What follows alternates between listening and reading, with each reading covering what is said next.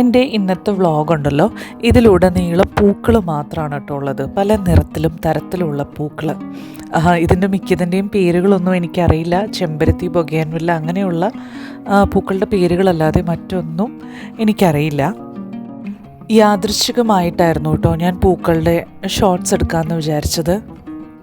സാധാരണ എന്തെങ്കിലും രസകരമായ എന്തെങ്കിലും കാര്യങ്ങൾ അല്ലെങ്കിൽ കഥകൾ പറയാനോ അങ്ങനെ വലുതും ഉണ്ടെങ്കിൽ ഞാൻ ആദ്യം തപ്പുന്നത് വിഷ്വൽസാണ്.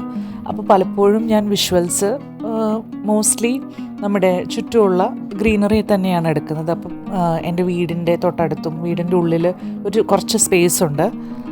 ആ സ്പേസിലുള്ള ചെമ്പരത്തിയും പിന്നെ അതുപോലെ ചാമ്പയ്ക്കയും പിന്നെ നമ്മുടെ ഈ ചിക്കു ഉണ്ടല്ലോ, സപ്പോട്ടയുടെ മരം, അങ്ങനെ കുറച്ച് കൊച്ചു കൊച്ചു മരങ്ങളും ചെടികളൊക്കെ എൻ്റെ വീടിൻ്റെ ഉള്ളിലൊരു സ്പേസിലുണ്ട്. അപ്പോൾ അതാണ് ഞാൻ സാധാരണ എടുക്കുന്നത്. അപ്പോൾ അത് ഞാൻ ഒത്തിരി പ്രാവശ്യം റിപ്പീറ്റ് ചെയ്തെടുത്തു. അതായത് പല ആംഗിളിൽ നിന്ന് ഞാൻ എടുത്തു. അങ്ങനെ എടുക്കാൻ തുടങ്ങിയപ്പം എനിക്ക് ചില കാര്യങ്ങൾ മനസ്സിലായിട്ടോ.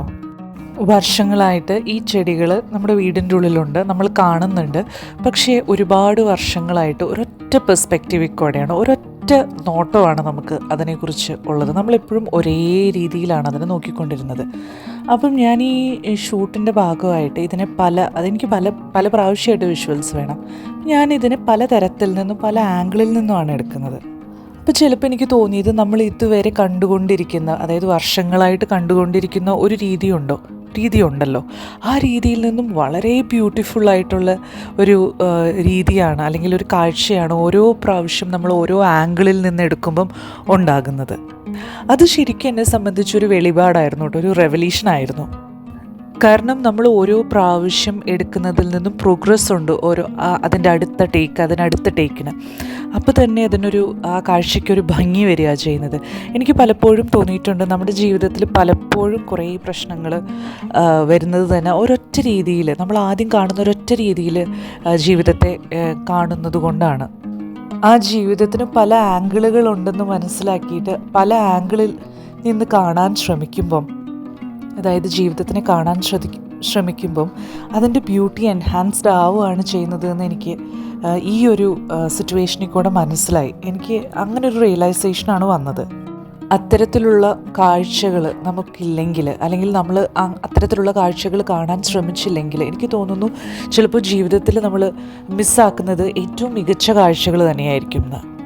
അങ്ങനെ ഞാൻ പല ഫ്രെയിംസും സെറ്റൊക്കെ ചെയ്ത് കഴിഞ്ഞ് വന്നപ്പോഴാണ് പതിയെ എൻ്റെ അറ്റൻഷൻ പൂക്കളിലേക്ക് വരുന്നത് കേട്ടോ.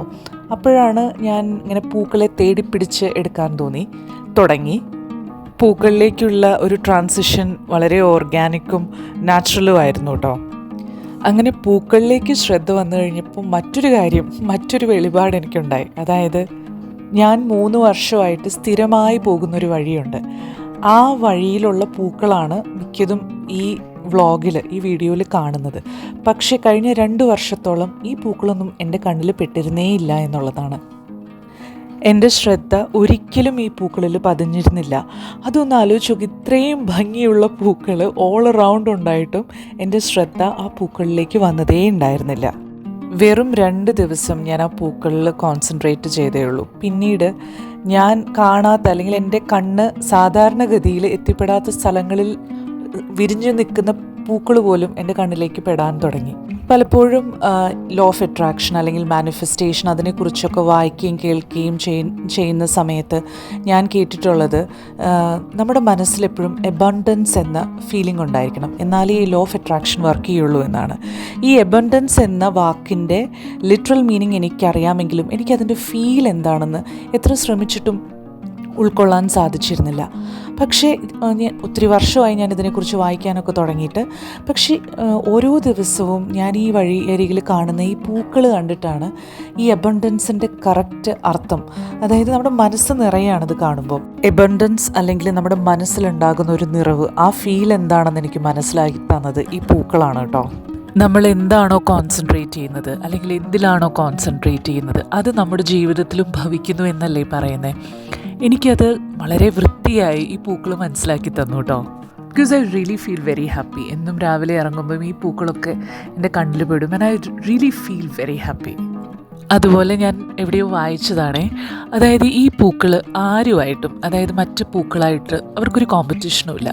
അവർ സ്വയമായി അവരുടെ മൊത്തം പൊട്ടൻഷ്യൽ എടുത്താണ് അവർ ബ്ലൂം ചെയ്യുന്നത്, ഇങ്ങനെ വിരിയുന്നത്.